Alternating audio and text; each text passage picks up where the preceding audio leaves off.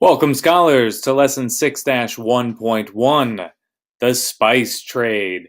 Today we're going to be looking at the Silk Road and how it's going to impact the Age of Exploration. So hold on tight, and here we go. Silk Road trade. Now, as you may remember, for centuries, the Byzantine Empire controlled the West Asian part of the Silk Road. Down here you can see the entirety of the Silk Road, stretching all the way from China out into Europe. Now, Mongol trade goods would reach the Europeans through the Byzantines. So do recall that for a good period of time, this is all controlled by the Mongols, and a lot of Mongol goods are flowing freely into European hands. But to do that, they have to pass right here through the Byzantine Empire. The Byzantines were able to funnel a lot of these goods into European hands and make a decent profit along the way. Now, trade here, however, is going to break down as the Mongol Empire itself breaks down. As the Mongol Empire breaks down, particularly along the Silk Road routes, we see the new empires, the Ottoman Empire, the Safavids, the Mughals, those gunpowder empires. And if you may recall, whenever conflict arose between those, that interfered with trade itself. Now, this is an even greater problem once we see the final Ottoman conquest of the Byzantine Empire itself. Toward the end, and we're getting into the 1400s here, we are really down to just a little bit being left to the Byzantines. So by this point in time, the Ottomans were already in firm control over Silk Road trade, but they were a less consistent, reliable ally to the Europeans. Now, we're into an era then with trade with the Ottomans, and the Ottoman Empire controlling a substantial amount of that east-west trade. This is going to have its own problems. The Ottomans are going to increase taxes substantially on this sort of trade. The Ottomans didn't have a whole lot of industry. They weren't doing a whole lot that made money for themselves. So control of the Silk Road was really a chunk of their income. And in order to pay for some of the gorgeous architecture that did go into the Ottoman Empire, they had to substantially increase the taxes on this trade. And taxes are not particularly good for trade. So why would anybody do this then? Well, they got a monopoly. Monopolies mean that you can do whatever you want, and yeah, money. They got rich. If you control all the trade and you can set all the terms of trade, then you are going to be in good shape.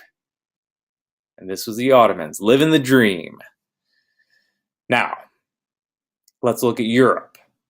Over time, the city-state of Venice, that's this one right in there, grew to control all or close to all trade with the Ottoman Empire. Venice is going to use their monopoly on this trade with the Ottomans to increase their own profits and to make a lot of money for themselves. So the Venetians are now in an opportunity to use this monopoly just as the Ottomans had. And why do they do this? Yeah, money. Monopolies mean that you can accrue a lot of wealth. So everybody along this road is going to be doing what they can to make some money. Now, the Silk Road is so named because of the silk trade that was actually more ancient. It's still happening now, but spices actually become the main good during our current age.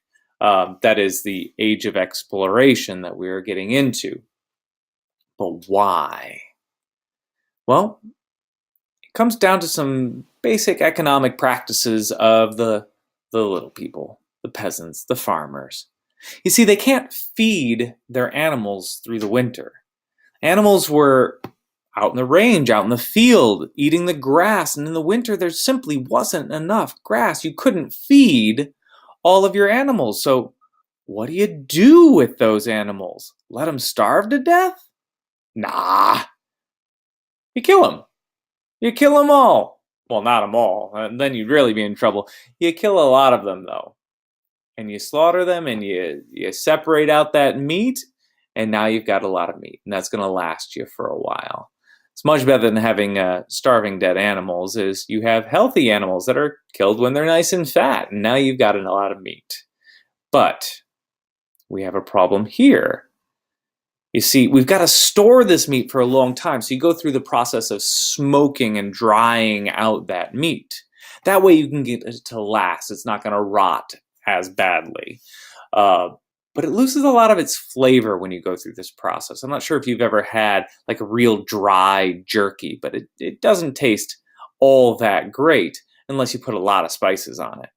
I'm betting if you've had jerky, it had a lot of spices. Well, this is the problem in the Middle Ages. Spices are needed in order to make that jerky-like meat taste good at all. So you need spices in order to make that meat last. Now, the most important of these winds up being black pepper.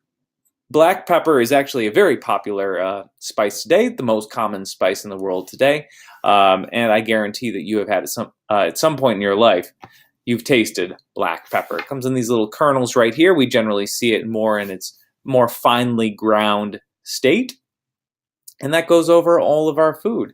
Now, with this flavoring, this otherwise tasteless, dry, blah meat can taste pretty good. It can taste peppery.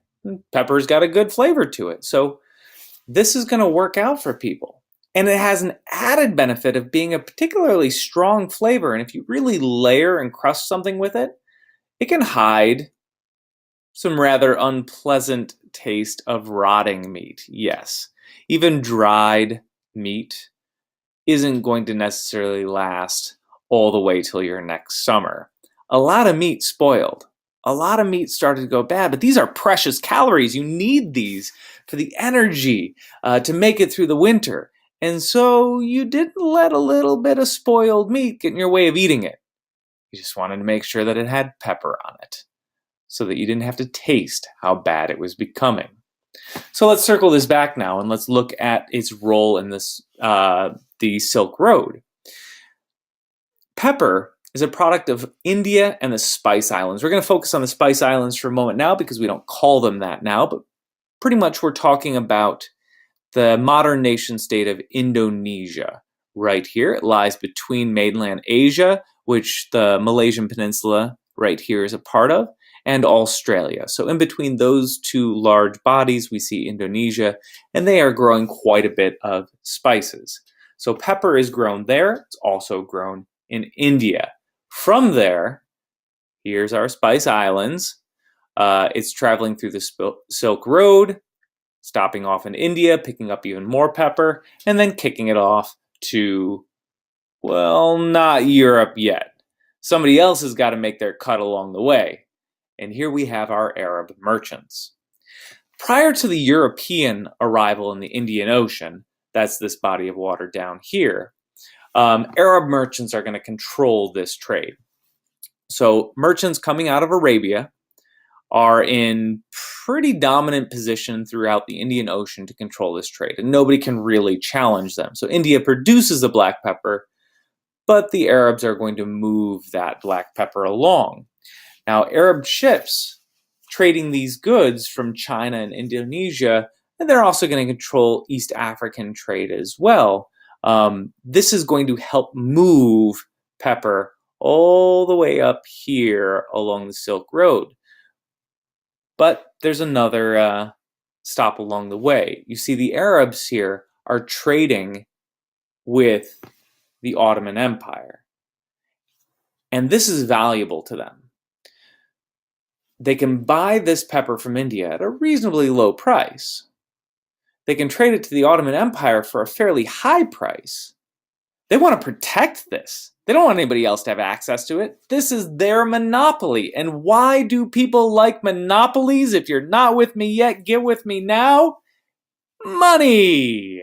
If you have a monopoly, you can control the money. Arabs have a monopoly on the transport of goods. The Ottomans have a monopoly on selling it to Europeans. The Venetians have a monopoly on distributing it to those Europeans. Yeah, money. People are getting rich on this trade, and that is why it's important. So, let's summarize. Before the 1500s, spices are produced in India and the Spice Islands. Then Arab merchants are going to transport them from their origins up through here into the Ottoman Empire itself.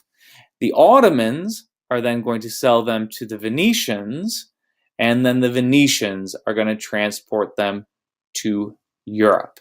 And through this process, each one of them is going to fiercely fight to control their relative monopolies because, and you got it, money.